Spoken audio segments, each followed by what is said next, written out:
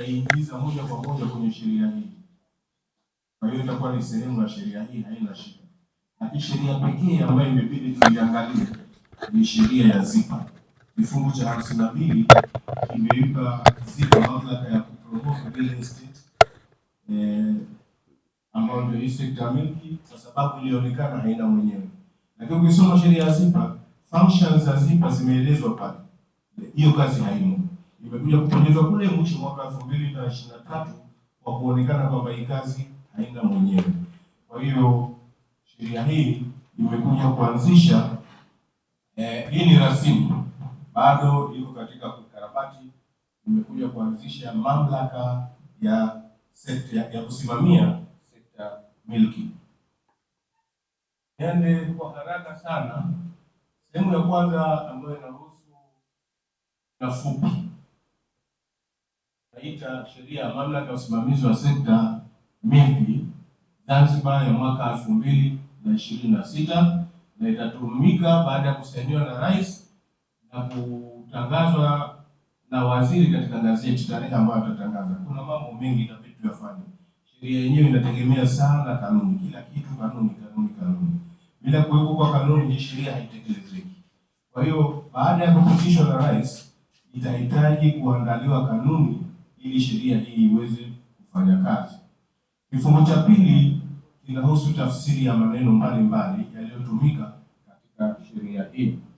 Kwa hiyo utakuta kuna maneno, tukizungumzia minister, si kila waziri, lakini waziri ambaye anahusika na masuala ya ardhi, tutakuwa tumesema hivyo.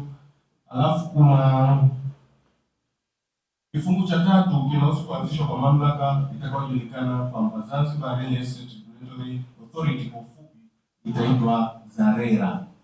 Hii ndio itakayosimamia masuala haya ya sekta milki kwa hapa Zanzibar. Mamlaka hii itakuwa chombo, ni body corporate ambayo itaweza kushtaki na kushtakiwa kama vile, kwa sababu itakuwa ni artificial person. Kuna natural person na artificial person. Sekta ambayo afisa kutoka register company yuko pale. Hii angalieni vizuri.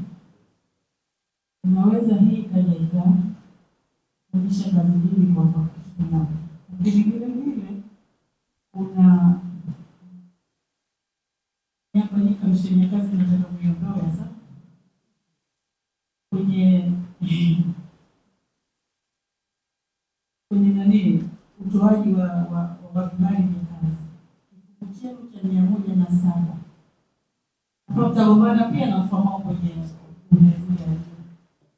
sababu hawa wote hawa ndio tatizo hilo sasa hivi ambalo tunapishana nalo na wizara ya vijana. Kwa madalali wote wanataka wao waende kule kwao katika idara ya ajira. Kamisheni ya kazi sheria yake sasa hivi ndio inafanya hiyo kazi kwa mujibu wa sheria, utoaji wa vibali na vitu vingine.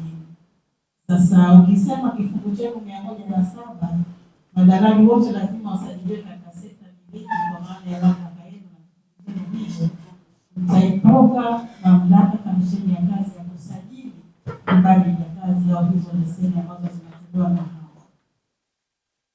Ndio kazi na kamisheni ya kazi na idara ya ajira kweli. Na kwa sababu mimi mna one stop center, hizi taasisi zote zitakuwepo kwenye one stop center. Na one stop center si zenu nyinyi na sisi kwa maafisa. Kwa hiyo kwa mimi ingelikuwa ni vyema mamlaka ikabakia, yani mamlaka zilizosainiwa kufanya zile kazi zikabaki pale, lakini wale maafisa ambao wamekuwa appointed pale kufanya zile kazi wao ndio wakawa wana ile final decision kuipa one stop center nguvu.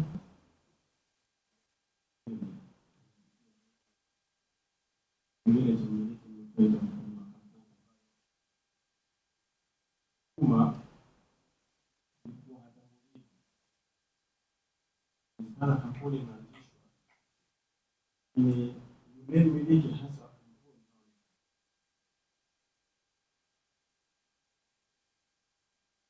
kampuni ni